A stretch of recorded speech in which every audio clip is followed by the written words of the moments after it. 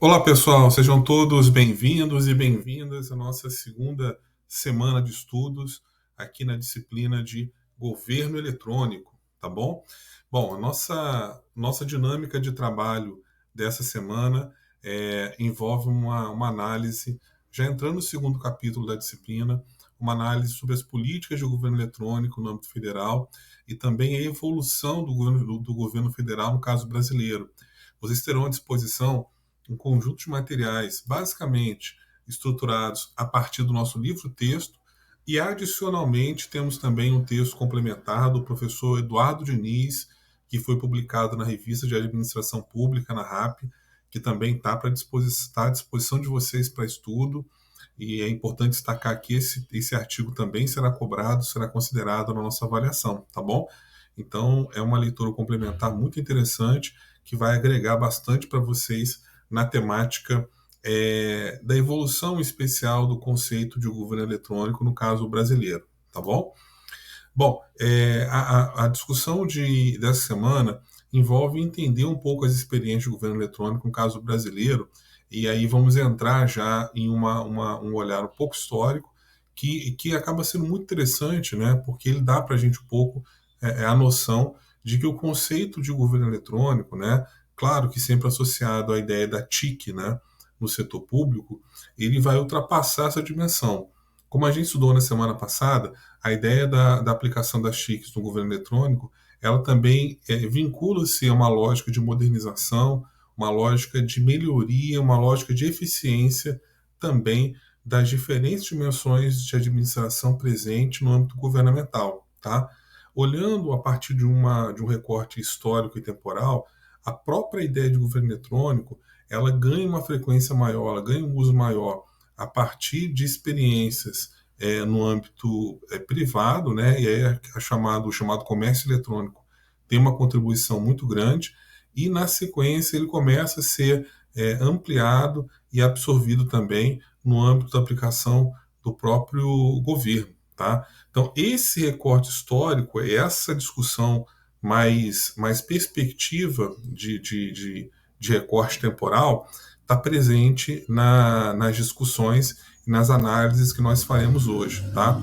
Percebam que, em especial o texto do Diniz, o nosso livro didático também, mas o texto do Eduardo Diniz, que vocês farão a leitura, traz inclusive um gráfico, né, com a perspectiva de uma linha histórica do governo eletrônico no contexto brasileiro, né, tendo aí como um grande marco de início o chamado bug do milênio. Só para contextualizar, a ideia do bug do milênio foi uma discussão que aconteceu por volta do ano 2000, porque muitos dos sistemas que, na verdade, foram gestados pela sociedade, foram utilizados nas grandes empresas, em especial sistemas do sistema bancário, tinha um custo muito grande de produção na época, né? Isso ali por volta dos anos 60, 70, por exemplo. E aí, para você economizar no desenvolvimento, em vez de ter um campo de data em que você tinha um ano com 4 dígitos, né? Imagina em 1980, 4 dígitos, né? 1980. Ao invés de pensar, de programar um sistema com 4 dígitos para o ano, por fins de economia, os grandes sistemas foram feitos utilizando apenas 2 dígitos para ano. Então, ao invés de falar, por exemplo, 1980, era estruturado apenas o ano de 80.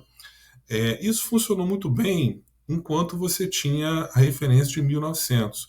Contudo, na virada de 1999 para o ano 2000, existia um grande receio de que os sistemas, ao invés de fazerem uma leitura de que o ano seria o ano 2000, faria uma leitura de que aquilo seria o ano 1900, porque era 00 apenas.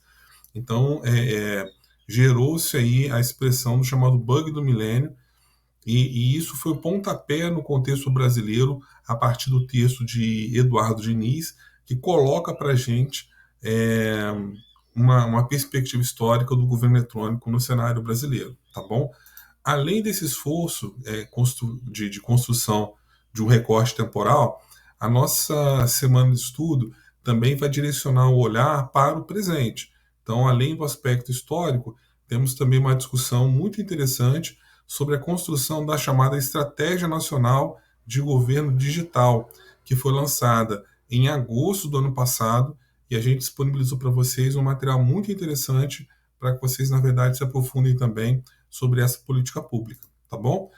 Então, em termos de orientações finais, fica aqui um indicativo para a leitura dos textos que foram recomendados, reforçando aqui que o artigo também é um material obrigatório de leitura, porque ele vai ser considerado na nossa avaliação, tá?